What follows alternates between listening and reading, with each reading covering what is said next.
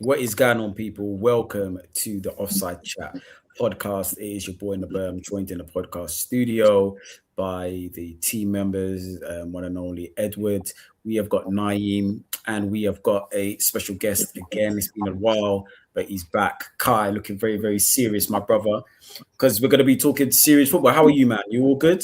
I'm All good, man. bro? Look, serious times. It's wartime, innit? Listen, listen, Wow, it is. It's wartime. It's wartime. Obviously, guys, thank you for liking. Please subscribe and share, as you said, and make comments on what we're going to say, because some of it is going to be inflammatory. But this is what we do. Right, let's kick off. There's one place and one place only we've got to kick off, and that was at Anfield. Now, when I looked at this fixture, as I said, Kai knows I've been planning fixtures from a long time. Do you know what I mean? And I was looking at certain fixtures and thinking, right, City going to White Hart Lane. I thought it would be a bit difficult. However, obviously they drew the game. And I looked at this one at Anfield. I said, this is 100% points are going to be dropped here because City don't win at Anfield. And I think my luck ran out. So listen, City go there and beat them 2-1. Kai, we'll start with you, man. What did you think of the game?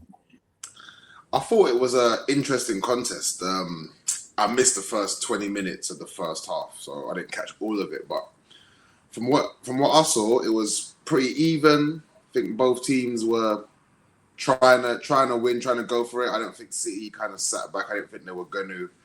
But yeah, as the game went on, I think I was getting more and more confident that Liverpool were going to do what we hoped that they were going to do and take some points off City. And when the free kick went in, I'll be honest, I was floating. I was like, you know what, we're here now, innit? They've done their job, and I think I was expecting City to have some sort of flurry, but I thought, you know, maybe Liverpool would stand strong, but they just absolutely, I don't know whether they capitulated or City went up into another gear. I'm sure we'll get into it, but yeah, it just ended in a way that I did not foresee. But yeah, I think Liverpool are just who they are at this point, and I think expecting anything from them was kind of going to be too much. But yeah, look, fair play to City, innit? I didn't think that they were going to come back from the 1-0, so I think more so as opposed to Liverpool, I'm going to show respect to City because digging it out from 1-0 down at Anfield is not an easy feat at all, and coming back to win, let alone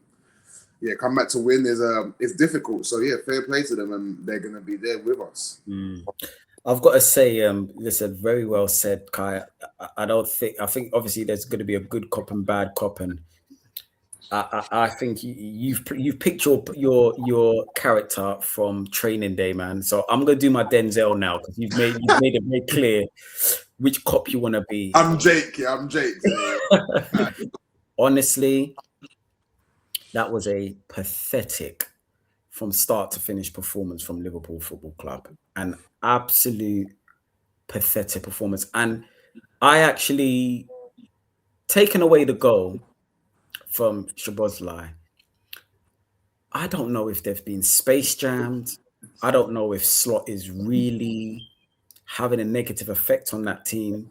But I looked at that starting lineup. But I know Szoboszlai's been playing as right back. I could go through it. Alisson, I don't know what he was smoking. The decisions he was making, his clearances, especially for the penalty. This is supposed to be one of the best goalkeepers in the Premier League in the last how many years, and he has been shocking. To make that sort of decision at that time as well in the game, shocking. I thought Szoboszlai, take away the goal, the amount of times he was losing the ball and giving it away. Kanate cannot even make a 5-yard pass. He looked so nervous on the ball. I was thinking, this is the guy that was linked with Real Madrid. Van Dijk, I think Naeem mentioned something earlier on in the season, and it looks like there seems to be quite a lot of other players getting the blame for things. But apart from in the air, I didn't think he was that good anyway. Left back Gyokeres, he's playing like a youth team player that's making his debut, but this is like every game. All over the place. Midfield, it gets even worse. They were talking about this Gravenberch being one of the best midfield players. Slot has finally found out what he is. I don't know what happened yesterday, but what I did see is somebody not trying to keep it simple. And we'll talk about Calafiori later, because there's certain ilk of player that when they're not having a good game, rather than keep things simple, they still think, right, let me try to turn someone, let me try to beat the press. And he just consistently, even when he had 3 players around him, pass it off, he was doing that. McAllister, God knows, apart from that shot towards the end. Ekatike yesterday, I think my brother Ed pointed out, I think he's been a good signing for them. But against the top teams, that was Bambi on ice yesterday. That was shocking performance from him. He looked like he was nervous. And I'm like, Ekatike, I've seen what you've done against Newcastle. You're a very, very good player, young French striker. It's like he was just so nervous. It's like he was playing Prime City.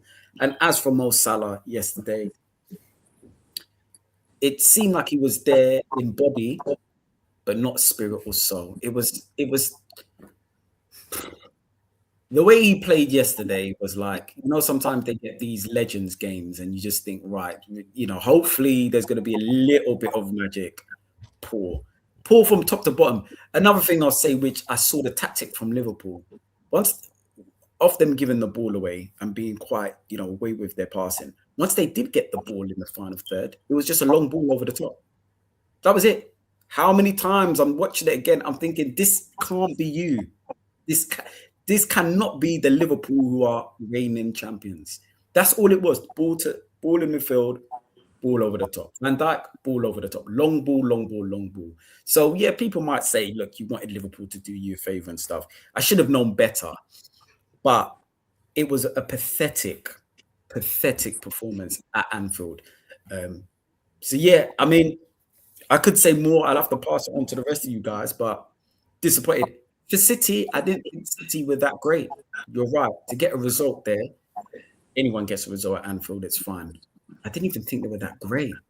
I just don't think they were tested. Far too much time on the ball. Usually Liverpool suffocate people at Anfield. This is what usually happens. Like, they suffocate them. But yeah, but they got the win. Listen, they got the win. The marking again for Bernardo Silva. Honestly, it was a nightmare. And I think maybe no matter what happens in the summer, I think this is a lesson for anybody whose team win the league. Maybe, just maybe, be a little humble in the summer, because the talk from Liverpool supporters, we're going to bully, get Ekatike, we're bullying people, we're doing this, we're going to dominate. And this probably, away from Leicester, I think this is an absolute pathetic defense of the title. So that's me. That's me done with it. And what happens to Liverpool now? Who knows? Because it looks like Chelsea and United are creeping away. There's still a lot of games to play, but what I saw yesterday, let me see, pathetic, man. Ed. You got your Arsenal hat on today. That's why you went in on Liverpool. That's why you went in, because I don't think they were that bad. No, I don't think they were that bad. What was good, Ed? It was a chess match in the first half. Chess? It was a chess match in the first half. They were trying to feel each other out. But if you're the home side, you should be taking it to a wounded animal in City. But I don't think they were that bad. There were players that were poor, but I don't think their overall performance was poor. And if the game ended after the Szoboszlai goal, on balance of play, I would say Liverpool were worth the win. It was a cagey sort of boxing match, man. No one was trying to give an inch in the game. And you're vexed because you wanted them to do a favor. No, tell me if everything that I explained about the players. Listen, this is why we're here for opinions. Let's park whether I'm vexed or not. Listen, nah, you're vexed, man. You're vexed. I can see the steam going on top of your head. You're vexed. It's okay. It's okay, because I don't think Liverpool would have bad. I want you to listen, and I'm happy in the comments how I described the performance from those individual players. Was I seeing things, or is that not what happened? Because if I'm seeing things, I'll say, look, I was wrong.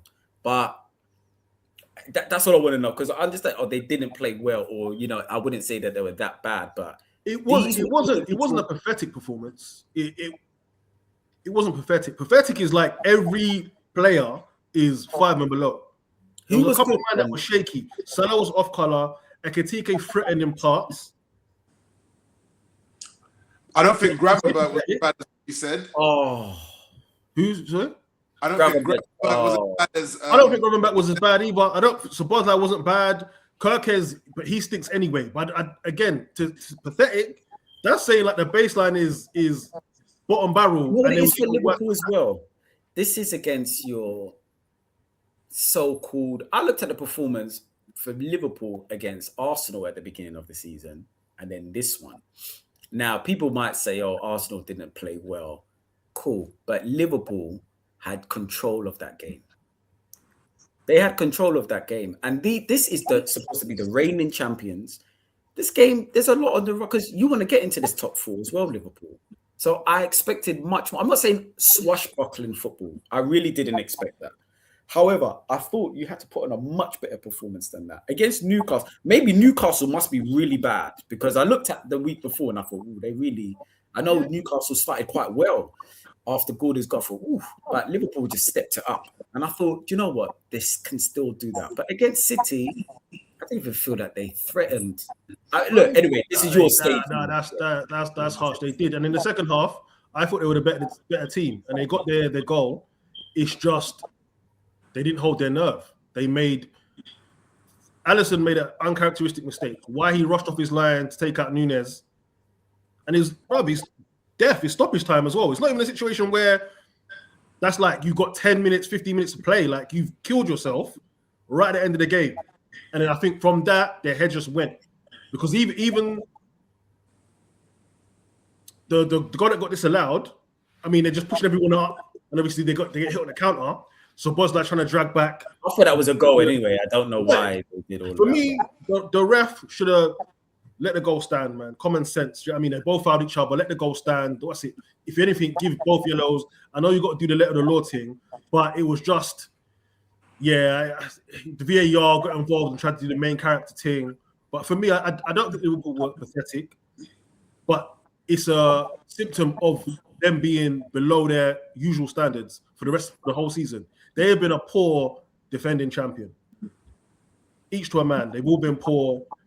So, again, looking at it from that perspective, yes, they've been pathetic from a defending champion perspective. But for the game last night, I don't think they were that bad. I don't think City took the game to them either. Like I said in the first half, chess match. Second half, I thought Liverpool were the better side. I thought City took in the first 10 minutes or half an hour. I thought City took the game to I just kept them hitting them on the. But it looked like they were inviting more. But that's what I saw from that first half an hour. That's when I thought. Is that Naeem? I thought, hold on a second. What am I watching here, man? City looked well. They started well. I think the Liverpool got to grips with the game a bit after first 15 minutes or so, and settled down a bit. But Ed, I think you were a bit scathing on Liverpool there. It wasn't as bad as you. It was like they got. I'm not taking it back, lads. I'm not taking it back. You can hold it, but we know there's ulterior motives on that one. Exactly. That's what it is. And I can understand it. I do understand it, but it's not that they lost 4-0, right? If they lost 4-0, that would have been pathetic. They lost 3-1 at home. 2, man. The goal got chalked off. I mean, you know it's a goal. And that last one don't count, man. That don't stand. Yeah. I think they just sat. I think the nature of it is first 15-20 minutes. City looked relatively strong. Liverpool settled down. I think Ed made a good point. It was a bit of a chess match, but then second half, it was only Liverpool that looked like they were going to win it. I thought City looked a bit devoid of ideas. Another great free kick from Szoboszlai, isn't it? That's 2 against this season. And then they seemed to sit back. For Bernardo. Yeah, but they seemed to sit back, and the defending was absolutely sure. Both goals. Ball over the top. Over the top was, that, and then the penalty was, decision making from Alisson was shocking. But remember, Naeem, that was another ball over the top. We look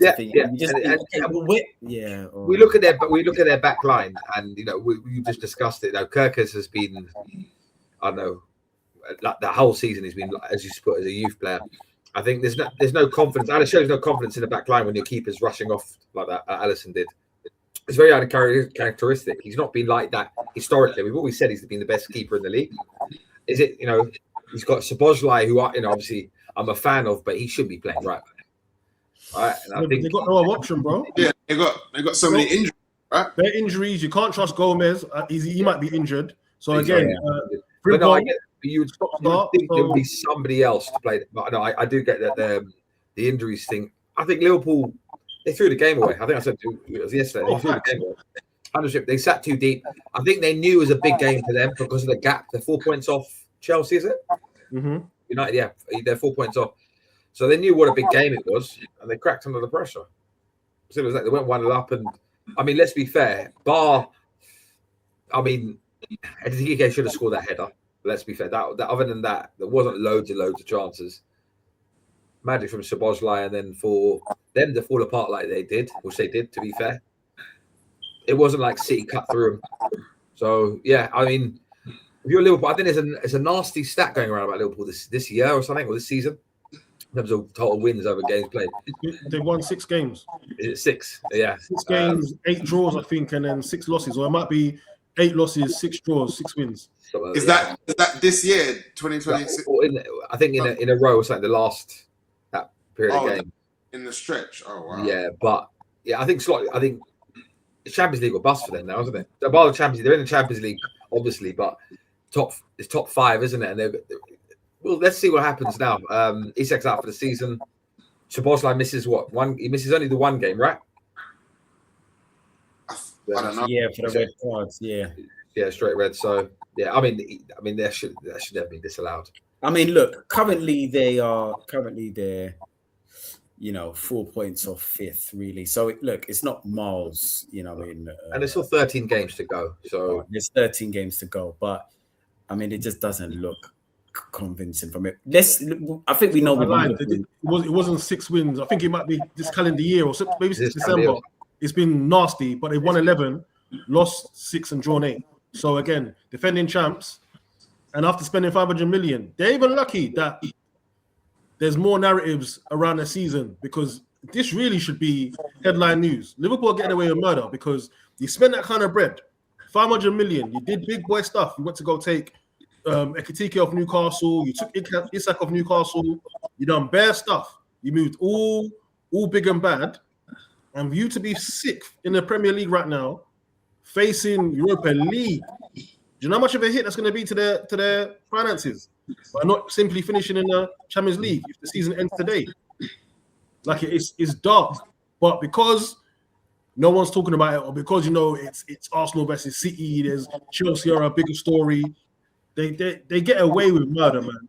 Any other team spends 500 million in the summer after winning their Premier League, and then they're going to finish 6th, or they're 6th currently. It's they get away with murder, man. But they do. Salah situation. Remember that we just gloss over so many things. Salah was near enough on his way out in January when he blasted up in front of the media and that. So yeah, as you said, there's been a lot of things that if it was any other team, everywhere, and it would be extended. The dialogue around it would have been carried on for a lot longer than what it was. Facts. They've been sold as a rebuild at the moment. It's £500 million rebuild, right? So it's the narrative. Unfortunately, I think Liverpool got. I know there's been some talk about defensive injuries and that. You spent 500 million. There's no excuse about covering the squad. If you spent that much money, you should, instead of going top heavy, they should have obviously looked at defensively. They knew there was an issue there anyway. Well, but they did though. I mean, but it's just who did they buy? They got Frimpong in. No, they did though, but they just didn't get the right people. You went and got Gyokeres. I remember when they got Gyokeres, and I don't know who it was. I don't know if any of you guys in here, people were just telling me, "Yeah, it's time for Robertson to sit down." I said, "Okay, that's a bit risky." You went and got Frimpong. As I said, he's good going forward, from what I saw. But I think people pretended that they watched Leverkusen. I think that's the issue here. And I think as football supporters, I think Arsenal supporters, we used to do this all the time. We just used to pretend that the guy that we're linked with is the guy that we really need. So because you don't like the food at home, you're now thinking, right, anything but corned beef and rice. So you just start to pretend and tell yourself that, this Savoy and chips is going to be the meal that is going to be fantastic for you. And the reality is, a lot of Liverpool supporters, you didn't watch Frimpong. No. You didn't. You just pretended. Gyokeres one, though. The Gyokeres one made sense, though, because he's coming off a decent season with Bournemouth. He looked like he could make the step up. Frimpong, the jury's out anyway because again we don't watch German football like that. It's not on TVs regularly in the UK. There was some gloss because obviously ex-City, then he's gone to Leverkusen, he's won the league with them under Alonso. So people thinking, okay, he must be good. When you look at the exports from the German league to England, a lot of them are shaky at best sometimes, man. Very, very shaky. Yes, so again, the jury's out. Remember, Ed, they complained that, one of the things with Liverpool, before they turned on Trent, because he wanted to go to Real Madrid, there was complaints about, right, he's good going forward, but not good defensively. So again, you just go and sign another right back that is good going forward, but he's not really who's arguably worse. They look worse. I'd say he's going forward ain't like Trent, because at least Trent will cool you with his passing. One of the best passers we've seen, especially at that right back position. Yeah, they say Frimpong's more of a winger, right wing back winger anyway. So he's going forward, byline. The fact that he's been injured as well, like. I don't have sympathy for Liverpool, but they have a lot of things that could have gone wrong have gone wrong. Do you know what I mean? The centre back they signed, he does his knee in the summer, so he doesn't even play a minute for them. For me, the mistake was not trying to get Gakey early. What they did is that, again, they went too top heavy, like Naeem said. Yeah, if you would have got Gakey paid an extra $5 million more, we don't know how bad the season would have been. But defensively, they would have been a lot more assured. A lot more assured. Because obviously, if you think about it, Konate's mind doesn't seem quite right since the links to Real Madrid. And obviously, his personal family thing. Let's bring that in. You can tell he's not the player. And obviously, he was very close to Jota. I think they were all close, but he looked like he was one of Jota's guys here. So that's obviously played a big part in it. But you saw the difference. I think there was a clearance by Gahey for in the second half. And it's just like he put his body in the line to clear that. I think it was a work shot. He put his body in the line and just thinking, that's the difference. That's a snapshot of a difference in defensive mindset, not trying to give anything away. And if Liverpool had gone out and tried to make Gahey a priority, instead of thinking, let's go and get Isak, let's go and get Gahey, not Isak, let's go and get Isak, Ekitike, let's shore up our attack, which was a fantastic attack anyway. You still get Salah, XYZ. Who knows where they would have been? Because again, defensively, they've been at 6s and 7s. Like it's really bad, man. They're shipping goals. And another thing I'll say before I pass over to you guys, I'm looking at Arteta. Because you let this sleepy Liverpool side get 4 points off us, man. I'm livid, man, because they've shown that they've been food this season. They've shown they've not been good. Liverpool fans know they haven't been good. They want to lose games, so Slot goes. That's how vexed they are with Slot this season. They want to throw games, obviously jokingly, but they want to throw games, or they don't care if they lose, because in their mind, the more we lose, the more Slot has to go. And I'm thinking, I'll tell you, like, these men were there for the taking, especially at home. You go and draw 0-0 to this Liverpool side with injuries, loss of form. Teta, man. Again, listen. One thing I will say to that is, I think they did play better as a team against Arsenal, especially second half at the Emirates. Than I saw them yesterday. If anything, they grew in games there where, if anything, no, that's Liverpool. They went the other way, and I think somebody made a point about Anfield being going to be a fortress. It was quiet, even when they were 1-0 up. Even when they went to 1-0 up. Listen, proud, isn't it? But that's exactly what my point was. It's pathetic. I know other people might say that what I've said is too strong or pathetic, but yeah, this is not a good Liverpool team. But they had their players back. Bar Frimpong, that was basically nearly the first team back. The other question, what you were talking about transfers as well. They've spent just shy or just short of 300 million on 2 players, man. Now, they're just judged differently because I remember when Chelsea spent 50 mil on Torres, we didn't hear the end of it. 70 million on Pepe. I think his numbers are better than words, and definitely better than Isak. I know Isak is injured at the moment. He's not starting. So how a club breaks the British transfer record twice in the summer and they just get away with it? That was Chelsea. I know we're not No, but remember, Chelsea didn't do it in the same window. They did it in the same year. Even when they did, the amount of noise that they don't even get enough. I'm telling you, there's two clubs that get away with it. You see, Chelsea and Liverpool, they get away with a lot of stuff. They can finish 10th. Chelsea, they do win, but I don't think Chelsea get away with stuff, you know. Not as much as Liverpool are the most protected. No, Chelsea do, man. They get away with stuff, man. You know what the thing is with Chelsea? Because they've been such serial winners for the past 10, 15 years, I think they've got so much credit in the bank. Because they pretty much, I hate to say it, but they've completed football, for lack of a better term, yeah. Mm-hmm. They've won everything that there is to win. So I think when you do that, you're kind of given a certain leeway that others might not get. And I think also they come with that, because they came up off money, that's how they came up. I think that having that label now, it's like kind of stuck with them. So the whole spending thing is what we associate with Chelsea. So it's almost like, Chelsea spent, well, okay, water's wet, we breathe air. It's just normal to us now. Because honestly, I don't think anyone looks and goes, Chelsea spent, they're now meant to win. It's like, okay, well, Chelsea spend when they're winning, they're losing, they're in the middle. So I think that's why with Chelsea. And also, they're not a true legacy British club. Like, they're just not. No matter what, they're just not. We're talking about this the other day. They're not in that tier of Man United, Liverpool, and then I'd say we come just below. Just after, heritage, like it's just they're just not in that category. I think they're a new money club. So when they do things, it's almost like your naughty little cousin is like, that's just how he he's nicking stores, stuff from the stores again, them kind of man. He's eating the rice from the pot. No, it's true, man. It's true. But listen, let's go back onto City though. Where does this win, Naeem, leave City? Because at the beginning of the game, I was looking forward to this fixture, but even Pep in the first. Even before, when obviously they were singing "You Never Walk Alone," I looked at Pep and I was like, he's thinking, I'm not really looking forward to this. I'm not gonna lie. Like, he looked defeated already. Where does this leave them though? This is a huge win because 9 points on Saturday night must have been like, oh my God, we're going to Anfield with 9 points. Like, we can't slip up. And now it's 6. Where does it leave City?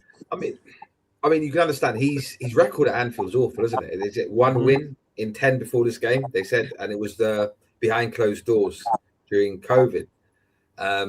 So naturally, he's nervous. 9 points. I think for City, if you're a City fan, City players, motivationally it'll drive you.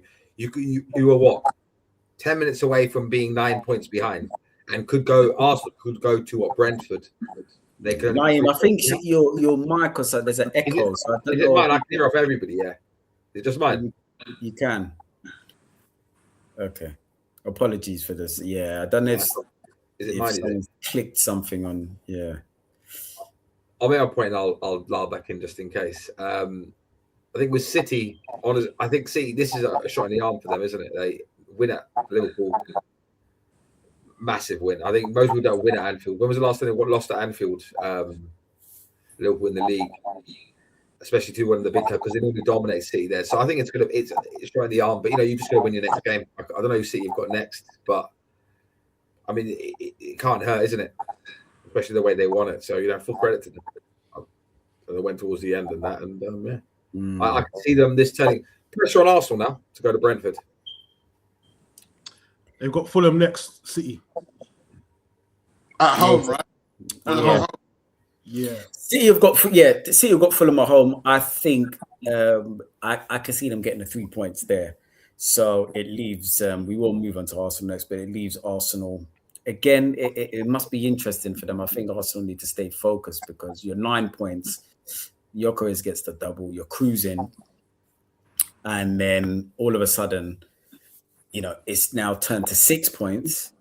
And then after the 6 points now, after this win, now again, it's, they must be thinking it could go to 3 if they win. Yeah. Can we say one more thing on City though? Yeah, that I think we're all kind of missing in a title race. I think because it was Liverpool and it was at Anfield and the jeopardy around the game, City had to win again at some point. Like, they're coming off a poor run of games. So, yeah, it's Anfield, but City had to win again. they couldn't carry on this poor vein of form forever, only because it was a fixture that we all foresaw that was going to be difficult for them. But Yeah. they had to win again. Like, they couldn't carry on like this forever. No. So just that it come in that game, but I was thinking they need to pull something out from somewhere to resuscitate their season or their Premier League campaign, because they're still on all four fronts, fighting on all four fronts like we are. But yeah, man, I think I don't really put too much to the result in the long run, because I don't think one result can like outdo what they've done for the whole rest of the rest of the season prior. Yeah, and it's still a 6-point swing. So basically, nothing's changed other than that they've got a shot in the arm by beating their rivals right at the death, right? And I was just going to say this. With Arsenal, we can't rely on favours, man. If you're going to win this league, we got to do it ourselves, man. We got to get our hands dirty and take the title off the chasing pack. You know what I mean? We can't look to, we need so-and-so to do us a favour. If we do our job and we take care of business, we'll be smiling at the end of the season. Yeah, 100%. And as I said, look, we're on to that game, because it's an interesting one, because when obviously we, 4-0 at Leeds, great result. Obviously the Chelsea result in the week as well. That was good as well. Performance, not so. It was a horrible, nasty game. But if you've got any nasty streak in you as an Arsenal supporter, the ending was kind of worth it. It was just, especially for Kai to score, it wasn't a set piece. And just to knock him off, you see Fofana crying. So it's been a good week. So when Sunderland turned up, I was thinking, not that it was going to be a banana skin, but it was literally like, I think I scored a card before. We weren't even in the mood of points being dropped. It was like, look, we keep doing this. We go 6, then we refuse to go to 9. Not drawing again like away at Nottingham Forest. We need to take advantage. And it was a tough game so far. I was so nervous when I saw the team sheet. As I said, when I saw Gabriel Jesus starting, I thought, Teta, man. Now, look, Gyokeres went on to get a brace, so the rest is history. But I just looked at that and I thought, this is prime for him. Please don't start him. But look, it was shaky. Sunderland put on a very, very good performance, I thought. They didn't it was low block, but they were tough to beat, dangerous on the break. But one guy I have to give his credit to. I have to, and I've been very critical. I don't like mistakes. Sometimes I'm being told I'm a bit harsh, but that Marta Zubamendi back against Manchester United, he was responsible for me not tasting my food from Sunday to Wednesday. Like, no matter what I ate, I just couldn't taste it. But one thing I'm going to give him, and this is what I like from him, you come back and you contribute to the team and say, listen, I messed up, but I'm a contribute to this, because away from home at Leeds, that was a must-win game.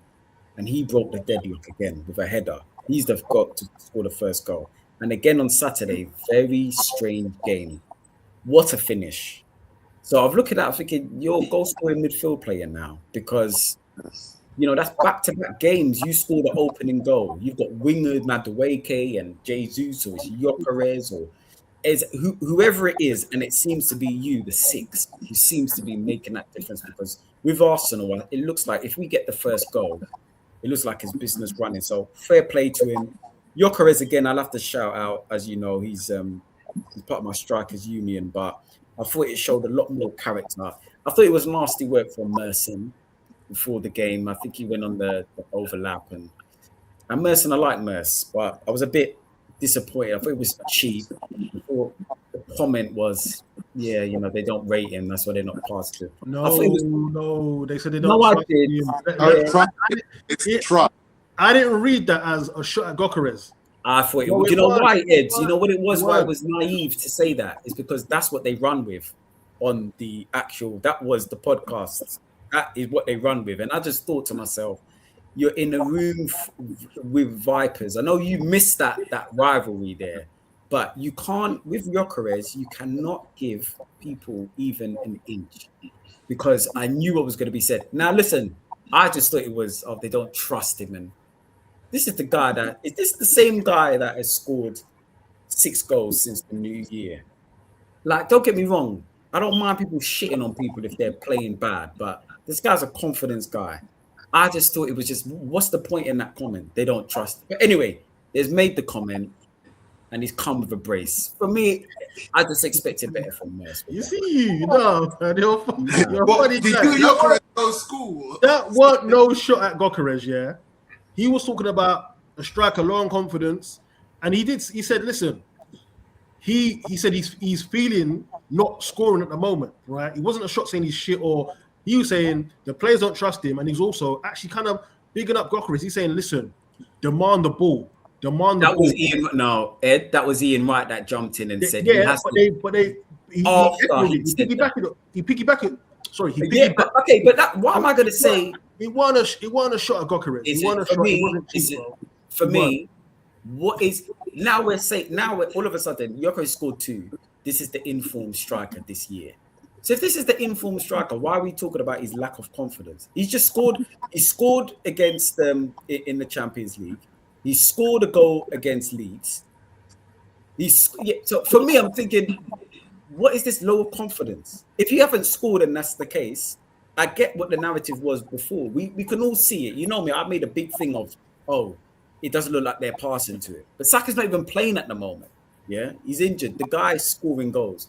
I just thought it was a lazy comment to make.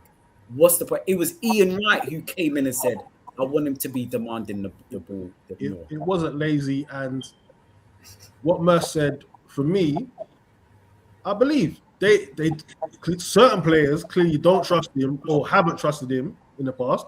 And if you're coming off a 50-goal season and you're going through droughts in the Premier League, of course it's going to play on your mind. You can see it.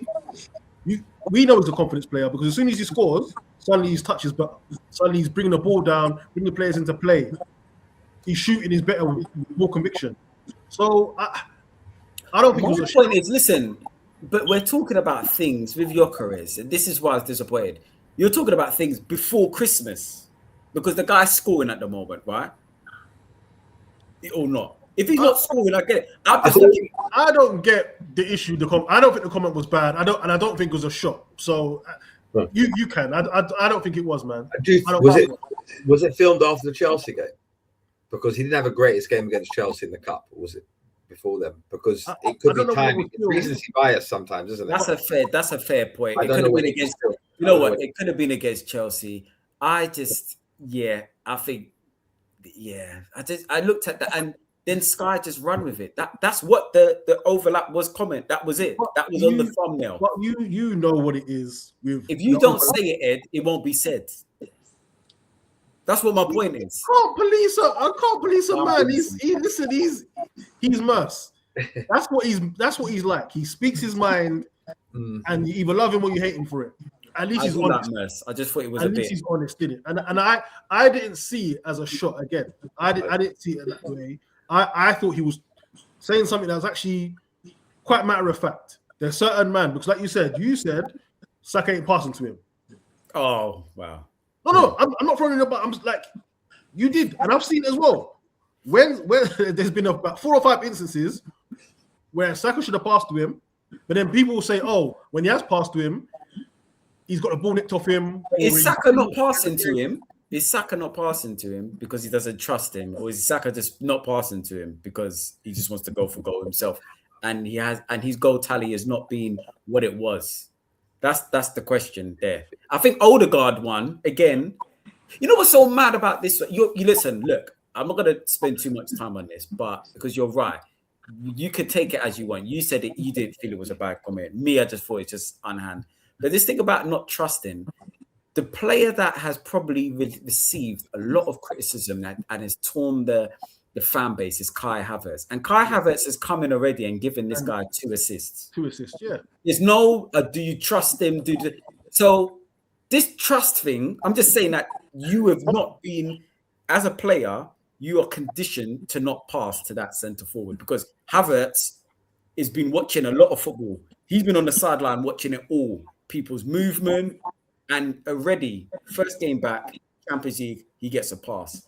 Against Sunderland, he gets a pass. So I hear it. I did say they should be passing to more. It's the not trusting thing. I'm thinking, but anyway, it's opinion. But for Gyokeres to come off the bench And to get a brace, well done for Martinelli for passing that as well, and Havertz. But there you go. I think this is, and if he can hit this sort of form at this time of the season, listen, he's not Thierry Henry, he's not Harry Kane, he's not a graceful guy. But what we need him to do is start getting confidence and scoring these goals. And for me, well done, Gyokeres, because I know he's hearing all of the criticisms, and it must not be nice to know that, you know, there's certain your own fan base that's saying, yeah, it's not graceful enough, or I expected more. It's tough, man. It's a confidence position as well. So I have to give him his flowers now, man. 2 good goals.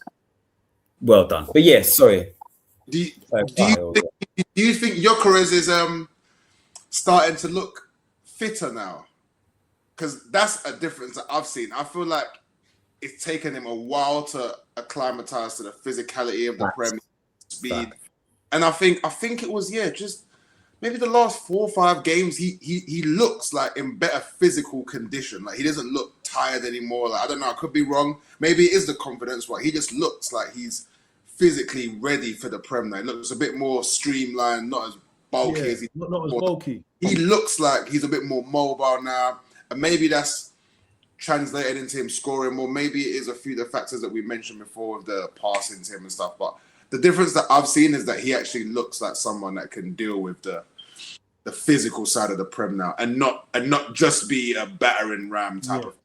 That's what I think. I know what you. Yeah, no. Listen, I think I think you've got some fair points there. I think, but that's with any player. I think the question mark that a lot of people had was, can he make the transition from Portugal to the English Premier League?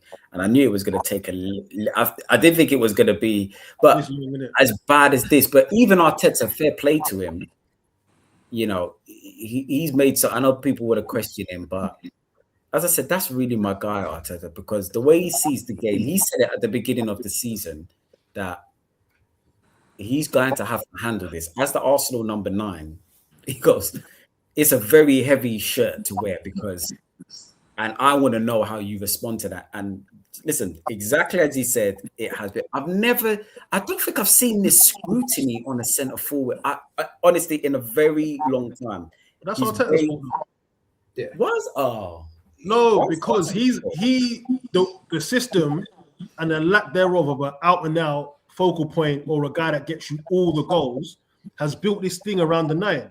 So any player coming in, especially a guy with that kind of record in Portugal or weaker league, it was always going to be an issue if he didn't hit the ground running. Because remember when Havertz led the line, it was, he doesn't get enough goals. Gabriel Jesus doesn't get enough goals. There was always something missing from a player that played in that position.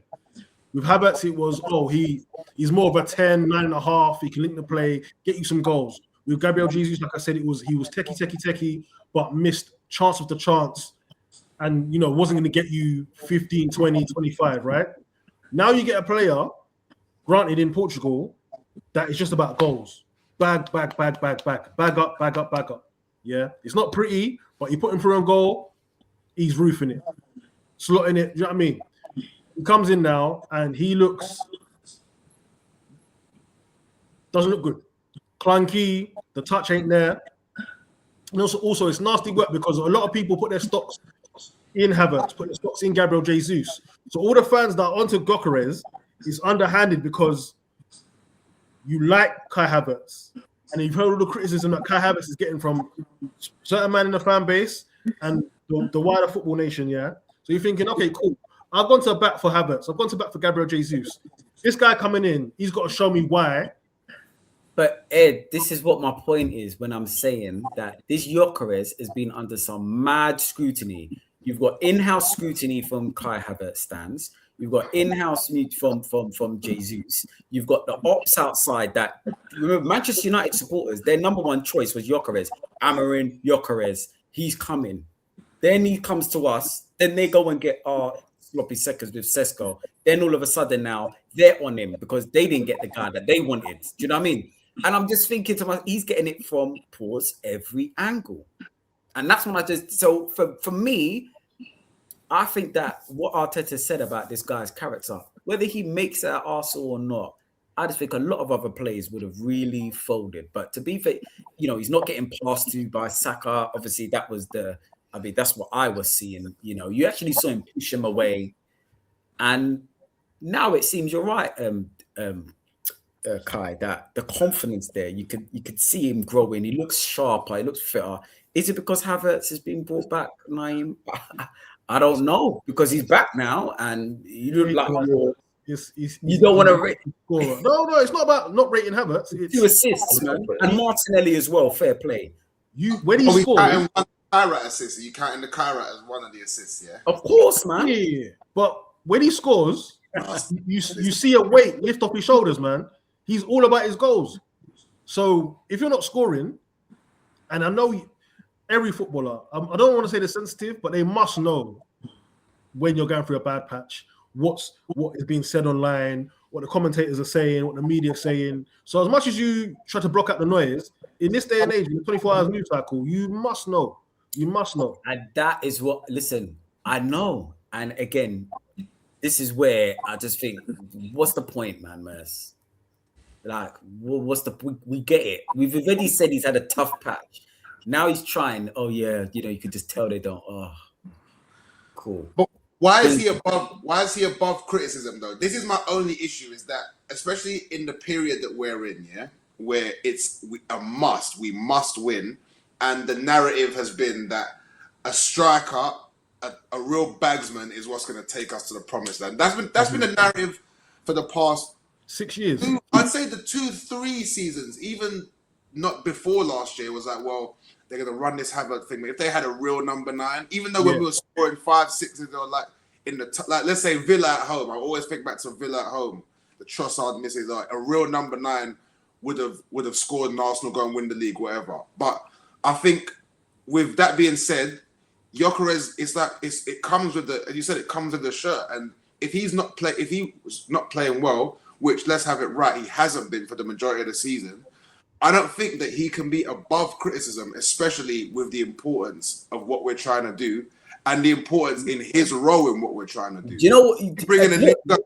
No, you're right, but I think you have to criticize him. No, for me, but we're saying that he's not performing, he's not scoring goals. I tell you what, the issue for me is if I'm seeing you missing some mad gilt-edged chances. When I'm seeing you missing some chances here, I'm thinking, right, look, what is going on here? Obviously, we've seen it, Gabby Jesus.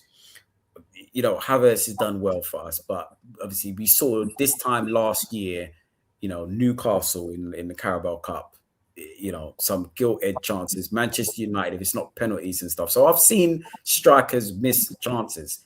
I haven't seen Gyokeres miss a lot of chances where I think you got to finish that. No more so than any other striker. I just thought to myself, and I wanted the service to be better. That's what I've always said. I said he's not pretty, and it is a confidence role. And again, maybe I'm getting older and I'm just getting a little bit more sensitive to Arsenal players. Obviously, Liverpool supporters were thinking you weren't sensitive at the beginning of this podcast, but maybe I am because I'm looking at the makeup. He's pushed through the move. You got to remember, this young man was rejected at Brighton. Where's the human? You got to look behind the player here. This guy was rejected at Brighton. Rejected. So in the back of his mind, was I ever good enough for the Premier League? You've got another chance to come now to the Premier League at Arsenal. Give the guy a break, man. I've said that now. And look, my striker is scoring now. Someone, I'm not going to mention names, try to type my striker in capitals on Saturday, and they know who they are. And I don't know if I'm going to allow you to sit on this bench of the Gyokeres bench, because I'm telling you now, he's going to have a say in this final games in the season. And I don't want to hear anything from anyone. Because when he needed us, just to say, listen, it's cool. You're not doing well. You said my striker. I'm just, listen. Yeah, who said that? It was me. It wasn't going to be me, was it? It was me. Listen, I've been going to war in groups for this guy, Like, I've been going to war for Gyokeres. What? As in on the Gyokeres team or on the opponent? Really? No, it's not even so much Gyokeres. It's I've got an issue, Kai Havertz. What is it? Is that what it really is? I'm with you, bro. Mad war with Kai Havertz.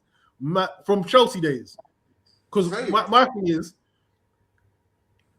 fans are fickle, innit? All the Arsenal fans were cussing off Havertz when he played for Chelsea. He's this, he's that. The minute he put on the shirt, yeah, oh brother, Havertz, Arteta's unlocked him. He's like RVP, huh? Like RV what? Please, please. Yeah. Let's calm down. Let us calm down. So that's why I'm doing the opposite for Gyokeres. You see, there's Havertz fans that hate Gyokeres. I'm the Gyokeres guy that's got an issue with Havertz. However, if them two can link up and take us to glory, what is forgiving, man? That's what will unlock Gyokeres. That's what unlock Gyokeres will be Havertz playing instead of Odegaard. I said it. I said it. Yeah, it's done already, Kai. You see it? Look where. Yeah, once those two. Yeah, they'll play. Havertz will play in the 10 role, like how Muller does at Bayern Munich. Like he'll play him in that role, and when you've got those two playing up top, one thing Havertz does, as much as he doesn't score goals, he causes a lot of problems, doesn't he? And that's one thing that's gonna. Yeah, he's a very smart football player. I mean, you see it since I know Ed's gonna be singing his praises if Arsenal win the title, because it's those two that are going to do it. It's not going to be Odegaard.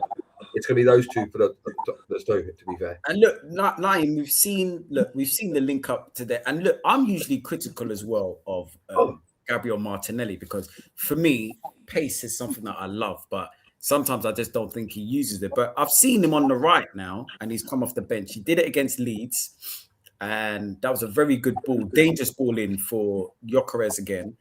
And again, you know, if it was another player that was through against Sunderland, I'm sure that pass ain't getting cut back. For that. He's not passing that at all. Okay. Do you know what I mean? Name names. No, I won't, because you don't know. You already know, isn't it? It's already been. It rhymes with cracker. Wow. The biscuit. All the words. Yeah, no, what I would say, a Jacob thing, yeah, a Jacob thing, yeah. Cracker. No, but what I would say is, look, I want everyone back, and I want everybody performing. I did say I wanted a clean slate with everybody, because I think they're all gonna play a part. But I like that Gyokeres seems to be finding a bit of form. Havertz seems to be getting some assists. Same as Martinelli, to be fair on that right, because they've played him on the right before, and I thought. But it looks, if you give him a straight line to run in. Oh yeah, he's all straight lines, man. No guile, no. He doesn't play it onto his open space, straight line. Bibi. He's a dart, man. He's a dart. Exactly. That was very right-footed. Martinelli's very right-footed, isn't he? So he always cuts in. So it's less that he just delivers the ball. You've seen it before. That's it. A couple of years ago against Chelsea when he ran from his own half. Oh yeah. Right hand side. He's got that. He's always looked a bit more of a direct. He looked like he was having second thoughts of passing, though. I feel like he wanted to actually go for goal. I think he was. You see him to his left, like late, and then done it. I think he wanted to take it on and then realize he never wanted it. He said, "You know what? The goalie's closing on me. Let me just to my left." I think he didn't want to mess it up. I think Martinelli knows that he can F something like that up, and he wasn't going to do it. Yeah. That he didn't pass it too early or didn't pass it. Well, I think he was thinking, okay, this is don't mess this up in it. I think going back to the game now, and Lime, I don't know what you thought about this. Look, you win 3-0 at home. You're happy. However, there was some concerning things that I saw again. Like I might be the bearer of bad news today, or maybe I think because I'm not in a good place, guys, in terms of enjoying football at the moment. It's the Liverpool team. The Liverpool team. Yeah. The time he looked happy was he mentioned Mikel Arteta. That was the only time he got excited, and that was it. No, I'm not gonna lie, guys. Yeah, I'm not enjoying this title race. There's nothing fun. I'm enjoying when the game is going to be won and the result. I'm not enjoying waking up thinking PTSD, it's not fun, bro. PTSD, so I'm very on edge all the time, and I'm pointing out different because I looked at the memo. I thought, right, must-win games. Sunderland, you can go 9 points clear. Is everybody in point? Do you understand what we need to do today? Calafiori and Gabriel Jesus. I don't think they really understood what was, because Calafiori could have cost us, Naeem. I'm like, there's two or three times, and what I was talking about Gravenberch is I'm seeing this more with players. They feel I've had a bad game so far. I've tried to take on a man or beat the press, and I've been caught out. I've got to do something special now because I'm good. And sometimes I'm like, he did it 3 or 4 times. I'm like, Calafiori, the clearances. Now, it's all fun and games when you win the game, isn't it? But we've seen this. Maybe I've got PTSD. Ed. I've seen these films before when you think, what are we doing here, bro? So, yeah, I'm not really enjoying these. And I hope he's been vaccinated. I don't really know what team is going to play. Vaccinated? No, I'm worried about those. Yeah, I'm vaccinated. Who's got a virus that needs to be removed? We used to have Mustafi centre back. Just remember there was Mustafi there. Just to make yourself feel better, remember there was always Mustafi, and it could always be worse. You know what, Naeem and Ed, you know where I got vaccinated from? From your guy. This was Arsene Wenger. If you guys remember, and the guys listening, it was the penalty. Do you remember that dodgy penalty that Perez tried to roll it? That match of the day, there's some Arsene, what happened there? And he goes, I just hope that Robert has now been vaccinated from doing or thinking things. So that's where I got it from. Like, I don't want to see that from you. But honestly, the Brentford game, guys, I don't know how you're feeling about it. I think if it stayed at 9 points, I kind of feel that. I think Arsenal are confident anyway, but if I stayed at 9 points, I think I would have been rolling into that, and maybe them as well, thinking, yeah, let's put a. But what do you think this 6 points? We're cool, man. We're cool. Like, listen, like I said, as long as we take care of business, we'll be fine. Yeah, take care of business, one game at a time. Don't be looking at when we play City and XYZ, Brentford. And then we move on to the next game and the next game and the next game. I do believe, though, that the tinkering, I know you got to give everyone minutes and you got to make sure the legs are fresh for the run-in. But this playing Jesus with certain profiles, the balance and attack with Arteta, when he wants to play runners across the front three that don't really pass each other, don't have the guile. And then what he wants to do is he wants to play all the guile players together that don't have the cutting edge to run in behind. And it's just like, listen, for me, I want to see Gyokeres in the middle. If he plays in the middle, Trossard to his left, and maybe a Martinelli on the right, or a Madueke, or Saka obviously come in. But this notion that, you know, you have to play Madueke, then Gyokeres, and then Martinelli, it's not up. The balance is always off with certain attacking profiles you like to pick and choose. And I think once he can get the balance correct, I think we'll have a decent showing to the end of the season. 6 points clear. City are going to drop points again, man. This ain't the City of old where they're going to, lick off 12, 13 straight. There's deficiencies there. There's going to be loss of form. So, again, I'm not looking past Brentford. It's going to be a tough game, but if you want to win this league, you have to go and beat Brentford, man. You have to go lay a marker down. That's what I always say. We are in the ascendancy. We can lose this ball rather than City taking it off us. We can shoot ourselves in the foot. Don't shoot yourselves on the foot, man. Don't shoot yourselves in the foot, Arsenal. So I'm not worried about Brentford. I'm not worried about the outside noise. I'm seeing all the waste end rival fans. Brother, I went to watch the game last night, with a Liverpool fan and a United fan. When City won the game, bro, you would have thought it was them, man, that had won. Mind you, like I said, I'm with a Liverpool fan. He was dancing, doing the worm, break dancing, spinning on his head. I'm thinking, brother, like, you do know you lost. He goes, for the greater good. I said, rare, the greater good. You've lost. You're defending champs, and you're worried about Arsenal going to win the title.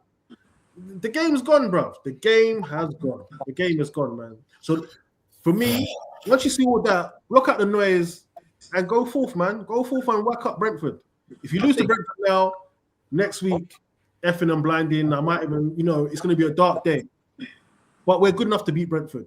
Yeah, I think Brentford's going to be more difficult. We've got a squad. Yeah, I agree. We're good. I agree, Naeem. I think Brentford is, if you look at the form table, we always look at the form table. I think they're after Arsenal, the second best in the past 10 games. So I think Brentford's going to be a very difficult game. I didn't watch loads. Unfortunately, I missed part of the Arsenal game on the Saturday. But from what I saw, I think huffed and puffed quite a bit. Creativity is still a concern. I think coming out of it. However, it's going to be an ugly win. To go to Brentford's not easy, and they're flying at the moment. And I think the saving grace potentially is that the confidence up, they may go and try and play football, and that's when you more generally will see Arsenal always generally look a bit better. So need to score. I think they need to score early to win that game, especially in the first half. It's going to be a long game, I think, especially where City could be 3 points behind. And, the pressure is there, as much as we say. I think Marino out for the season is going to be a big miss. And we're talking about players coming back, but Marino missing, I think he's out for the season, they've confirmed. It is going to be a miss, especially in the running. Yeah, no, I think fair play. Kai, ending with you before we move on, man. What's your thoughts on the title race for Arsenal and away to Brentford, which is a tough game? Yeah, I think pretty much echoing what you've all said is it's just business as usual, man. One game at a time. I think Brentford's going to be a tough test. I didn't realize, I checked the table today, that they're 7th. I was like, I did not think that they were having that good of a season. They're, one place below? That's Europe. Is that Europe 7th? Is that Conference League place? It's Conference League, depending, yeah. Looking at Conference League, yeah. Oh, so we'll see how that season goes. But yeah, look, man, I think, as you said, we're more than good enough to beat Brentford. I think with the City result and whatever the City result is the day before, it's just going to be about how we approach the games. I don't necessarily believe that we have to score early to win the game. Of course, that will make it more comfortable for us as fans or maybe for the players themselves. But I just think that go there, play your game. And for me, if we don't make any stupid mistakes, then I think we win every. Then I think we can and should win every game. I think our own worst enemy is our tendency to give teams unnecessarily. That's it. So as long as we cut out any silly mistakes, I just see it as another game that we have to win. Like, they're all must wins now. I think even regardless of City, it's just one game at a time. Chalk it off next game. Chalk it off next game. And yeah, man, I think that's what we can do. Yeah. All right. Well, listen, let's move on. Finally, we're going to talk about Romero seeing red as United win 4 in a row. Naeem, it seems to be becoming a bit of a habit now. And I thought Spurs were kind of in the game before the red card. I mean, they've been decent against United in recent seasons. However, given and some odd wins as well, you kind of think, obviously, Ange's not there no more. And then Romero I don't know if it's the Argentina Brazilian thing where you just go for Casemiro there and see red and put your team to bed, and then after that they end up winning 2-0. I mean, what were your thoughts on that, man? I mean, he let his team down. There's no argument that it was a red, right? Awful tackle. No need to follow through like he did. I agree with you. I thought Spurs looked competitive. I was watching the game. I thought, it was a good watch. It was very even. I thought Spurs, considering how many players Spurs are missing with injuries, they're missing like 11 players, first team players as well. Credit, they looked, considering how poor a season they're having, they're in a relegation battle now. We've got to be realistic if we are looking at the table. But that sending off changed the whole game. Completely changed the whole game. I think they had to take Odegaard off, who was a bit of a threat with the pace up top. Awful tackle. He's your captain. 4th red card. How many red cards has he had now for Spurs? Isn't their record in the Premier League? Romero now. You're on mute, Ed. You're mute, Ed. Sorry. 4 in the league and then 6 in total. 6, and he hasn't even been there for that long. And when you saw him tackle and get sent off, it wasn't even a surprise. I think that's what it's getting with him now. But as the captain in the game, I mean, they lost that game because of him. I fully believe that. And as a club, you've got to, that's your captain. He always has red mist every game. He does this all the time. That shouldn't be a person who should be representing your club as a club captain. I thought, as I said, Spurs, started well. I thought they looked pretty well set up. I thought the sending off will change everything. Again, with 11 players missing, I thought they set themselves up really well. However, with the results over the weekend and the way it's going, they're in a relegation fight. Palace winning the first game in 12. I know we're jumping around here. I think Leeds won back, and obviously bring back Forest into and West Ham. So if I'm Spurs at the moment, they're no strangers to the bottom of the table. Look at last season. With the injuries they've got and their best players out for a period, other than Xavi Simons pulling about a bit of magic out, I can't see anything. Can't see it's getting any better. I think I have big concerns for Spurs in that aspect, and sorry, I think you're right. No, I think with Romero, I'll be nice to Spurs today, but I've had arguments with Spurs supporters before. I said, look, this guy's a bit of a liability here. Oh no, you don't know what you're talking about. He's full of passion. He scores 2 against Newcastle, and then he's world class. And it's like World Cup winner as well. Don't forget that one. The World Cup. I think he won the World Cup as well.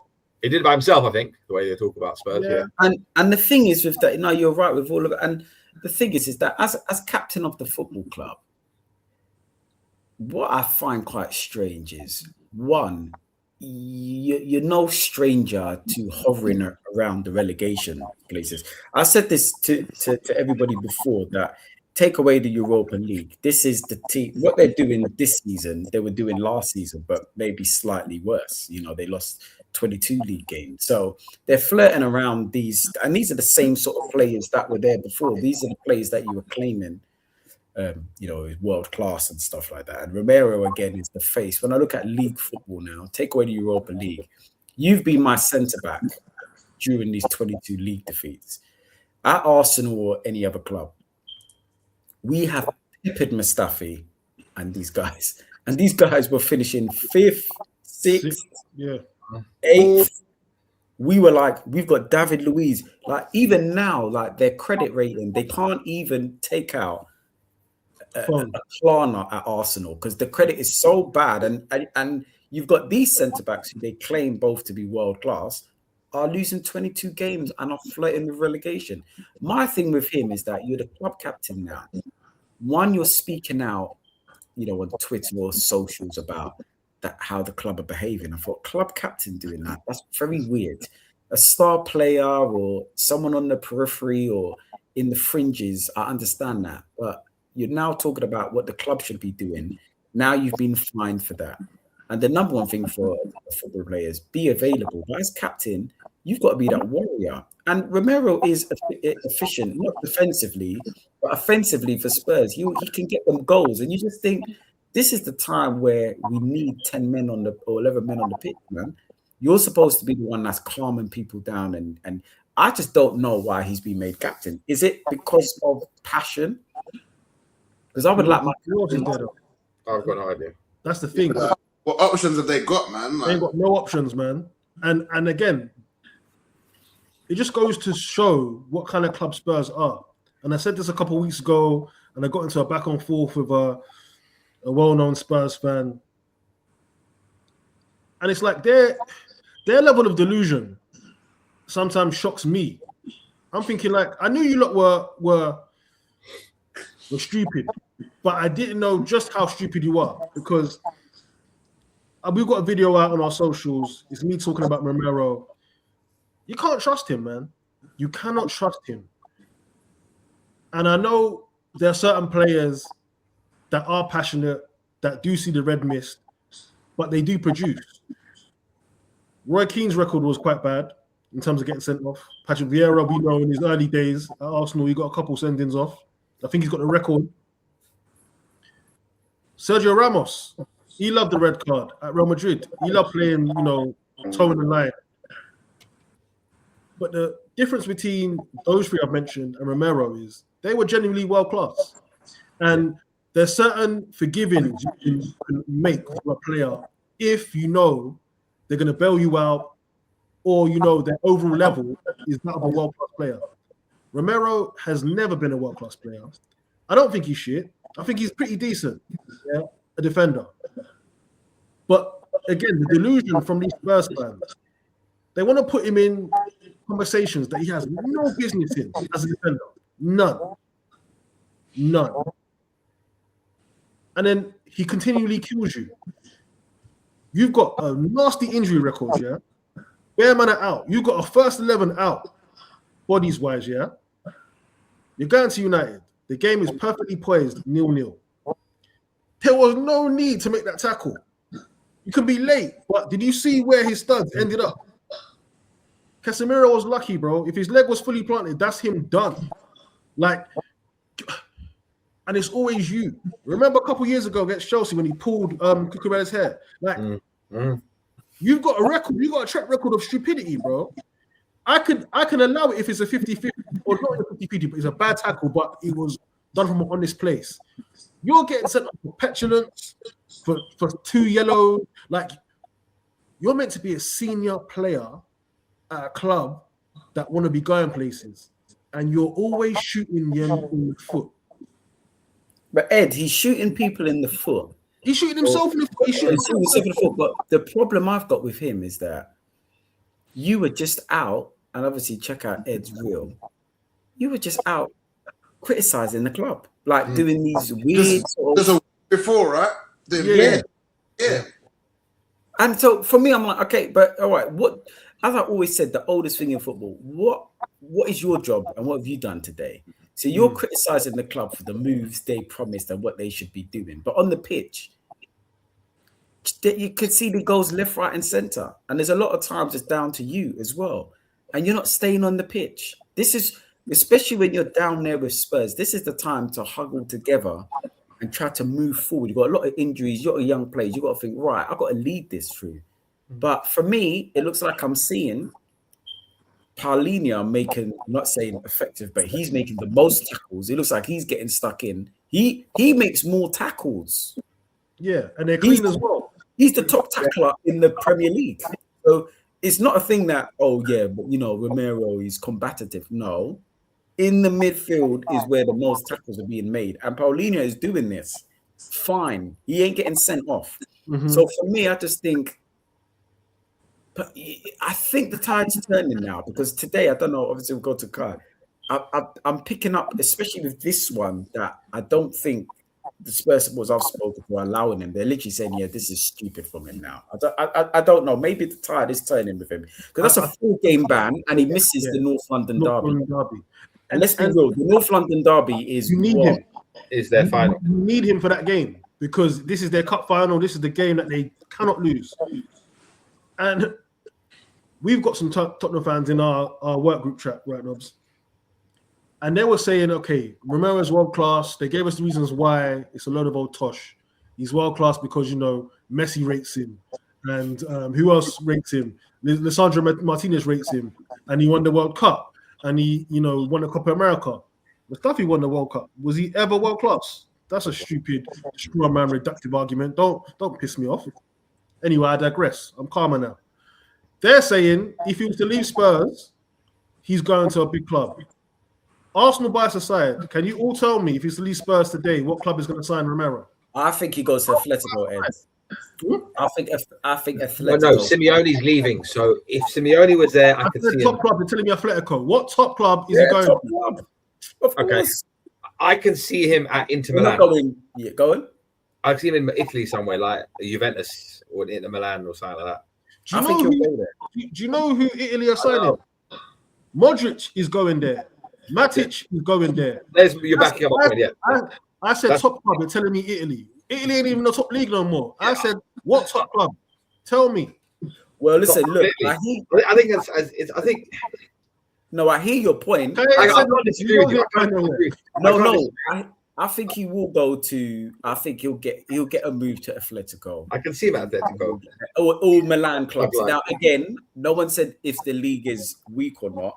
I hear your point. I think you probably said like what top? Well, you said what top team, but Milan are a top team. I'm talking about AC Milan. I'm talking about AC, no Inter. I'm talking about Real Madrid. I'm talking about Barcelona. I'm talking about PSG. I'm talking about Bayern.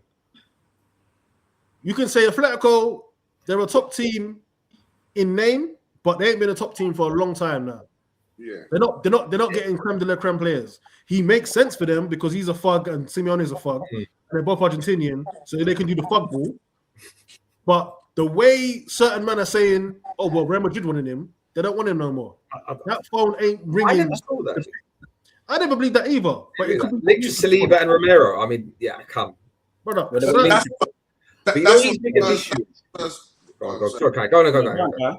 No, I'm saying like it goes back to what Ed said prior. Is that that's what Spurs fans do, innit? Like they get really embroiled in the story of it all. Like they're doing the same thing with Van der Ven, who is for me isn't a better defender than Romero. I think he's a better player, but I don't think he's a better defender. He's fast, but I think a lot of his abilities get pushed under the rug because of his speed, and they're just running back the same play. Oh, he's being linked with Real Madrid or Liverpool.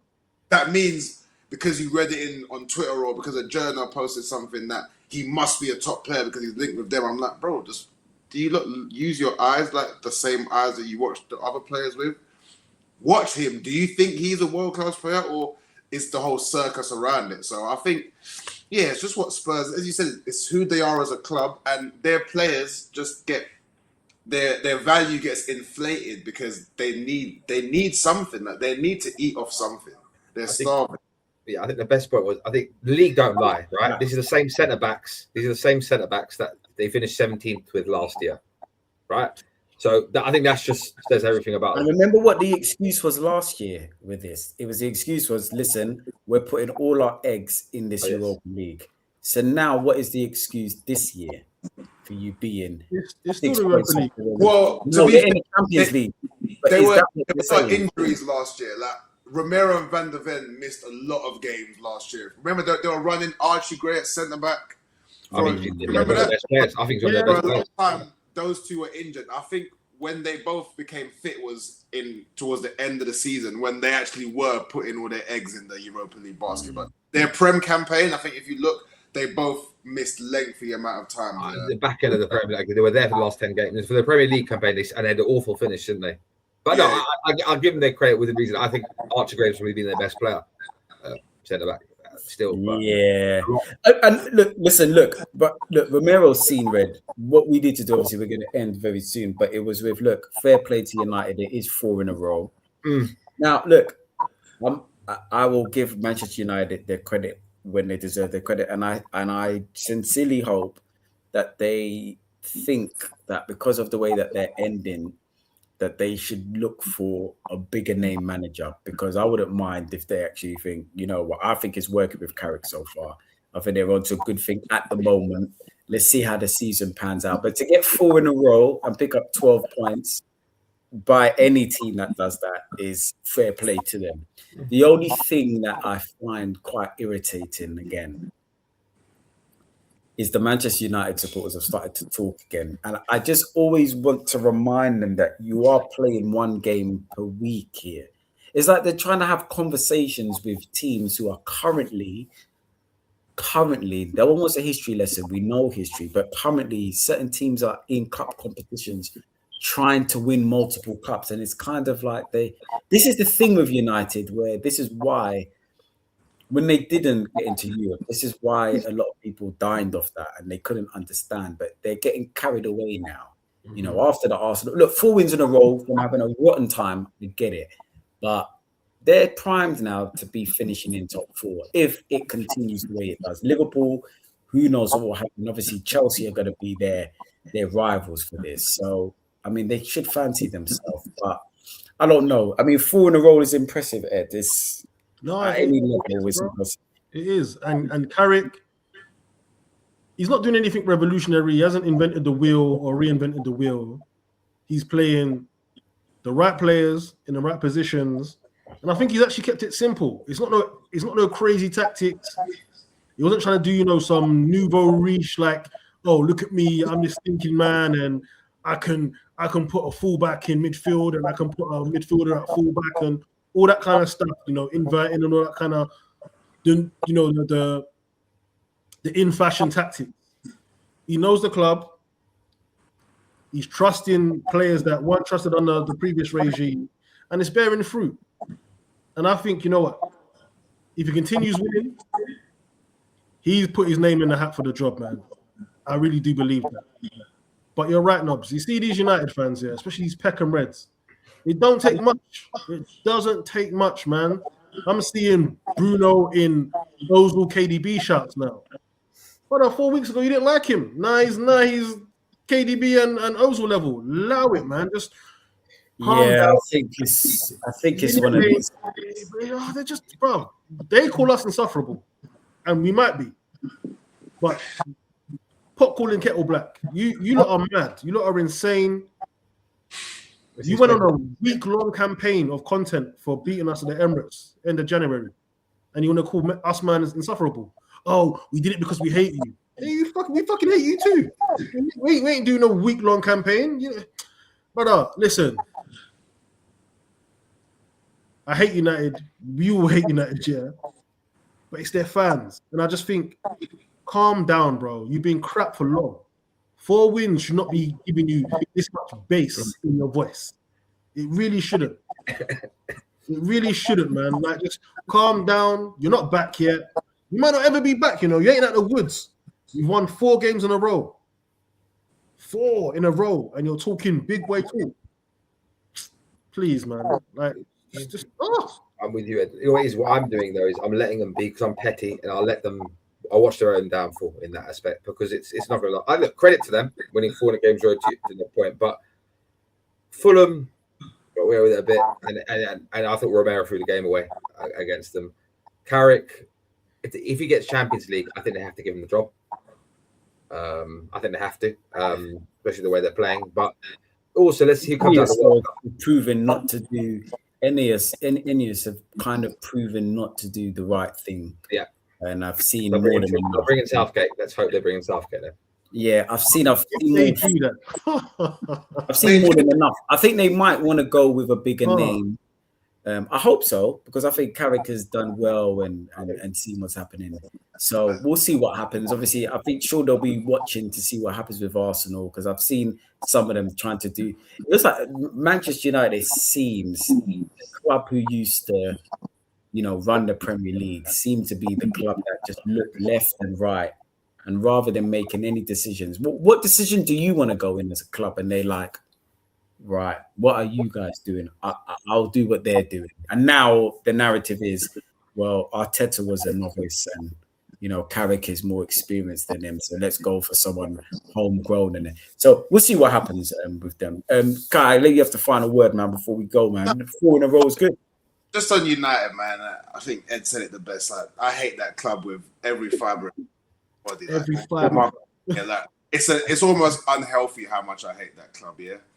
Especially the fans, as you said. So just let them. They've been doing this same routine. I don't know if you might have clocked the pattern, but they've been doing this same routine since Fergie's left. They do it every time. They go from a manager who they rate, it doesn't end up well, sacked. New manager comes in, has a really good patch. The fans rise up again. Then we'll be like. Do you know what's funny? Amorim is the one guy that never had the bounce, that never had the, I'm going to go on a run. He's the only one. Remember, Solskjaer did it. I can name, even Radnick went on a little run where he was doing his thing for a bit. So we've been here with these men before, but do you know what it's like? Harry Potter with the Horcruxes where you have to kill off every bit of Voldemort. That's what their fans are like. So at one point, I was hearing people say, I feel sorry for United, football's not the same. And I was like, what? No, like, keep them as far down as possible. Brother. Give them even a 0.01, like, one thing, they're going to rise up again as what they're doing now. You have to stamp on them while they're down, because for the sake of football, then it's... That's why you don't want them to get Champions League. For the sake of football, them man have to be killed off. Killed off, man. Man, like, I'm not even joking, G. They're like cockroaches. They're like a cockroach. You have to make sure. Yeah. Because this is 4 wins, no trophy. This ain't no cup final. This is just for 4 wins in a Premier League. Something that everyone else has done. Bro. Everyone else has done a 4. Everyone else in the Premier League, by the relegation fodders, have a 4-match win streak. Yeah. It's nothing new. It's you win 4 games. But the Bruno stuff, as you said, the Bruno stuff, I'm like, you man, a lot of you have been hating this guy for the past 3 years. You've been telling how trash he is, and then look, to be fair, he is balling out at the minute, but you can't rewrite history because of a few good performances. Like, are we forgetting the Bruno who subbed themselves off pretty much in the 7-0 against your grand rivals Liverpool? Like, these are things that I remember. I'm like, but maybe they might forget, even though it's their club, but I watch them because I hate them so much. and I don't want them to lie to my face. So I have to watch their players because I know they're gonna lie to us. So yeah, man, I'm like, bro, but as Naeem said, yeah, just wait because they'll be back again to being terrible. Like this whole Carrick thing, it's not gonna last, isn't it? Whether they give him the job or not, unless they make the right appointment. For me, there's only one or two managers that I'll be scared for them to get, but I don't think they'll get them. Maybe and then Don't even mention their names. They won't. Yeah. For me, it's not even so much the right appointment manager-wise. It's the recruitment. If they can fix up on the recruitment and actually get players that make sense, they could if they get Champions League. And if they get the Champions League, that Champions League, because you just get different clientele. Because the recruitment that's been killing them for years. Yeah, I agree. Yeah, they will do. But they were poor with recruitment even when they were getting Champions League football. It depends on the manager. It's the manager. They were going for the expensive option. The mercenary. Club looking for a big contract. So as you said, yeah, but listen, so long. A lot of chips have to fall in their favor for them to even start challenging again. Yeah, I think their players aren't good. Remember, their players aren't that good. They're not. Yeah, but I think look, fair play. As I said, look, fair play to them. I think they are doing what you're supposed to do when you play one match a week, one game a week. But fair play to them. Fair play. Listen, Cunha, when he went there, I was like, okay, what are you doing here in Buemo? If they do make top four and they're back in the Champions League, you do look at those two moves from those two. And they were bold moves. I know, obviously, they've left Wolves and Brentford, so it's not actually any competition, and it's going to be an upgrade. But when you look at it, you think that's quite a good move for you boys, because you literally thought, let's write off this season in terms of winning anything, but maybe if we can get Europe and them to find themselves now. I know that they might move on from them, but what Naeem's saying is Man United are one of the biggest clubs in the world, and they're back in the Champions League. If they're, they were attracting players like Cunha and Mbeumo and Sesko. I know Sesko is a strange deal, but they're attracting them, and they didn't even have any European football. So you can imagine if they've got Champions League football now, people will be thinking, do you know what I mean? So fair play. And I look at Cunha and Mbeumo, I was thinking, that's quite. Am I United? But them two who would have never played in the Champions League, if they stayed where they stayed, Wolves and Brentford, they would have never. The only time they'll hear Champions League music is on TV. So fair play for their careers to think, right, this club is on its knees. This is the time to go there, because they would never come for a player like me when they're on top. So true. Yeah, Wemmer though looks more and more good. We kind of knew what he was going to do, innit? I mean, but he settled very quickly, United. But him also than Cunha has settled in properly, man. They've got players in both of them still. I rate them. When I've come back, no problem. Yeah. They've done well, them too. But listen, man, Kai, thank you so much, man, for joining today. I've got a funny feeling, or maybe it's just me, really, but I've got a funny feeling if that Szoboszlai goal ended things, I'm very sure that Arsenal section would have probably been a lot longer than it was. And maybe Nabur would have not have been that scathing. But I guess we'll never know. You know what I mean? So at the end of the day, so it is what it is. But yeah, Ed, thank you so much. Naeem, big up, man. Everybody, please listen, like, and share. Take care. Peace.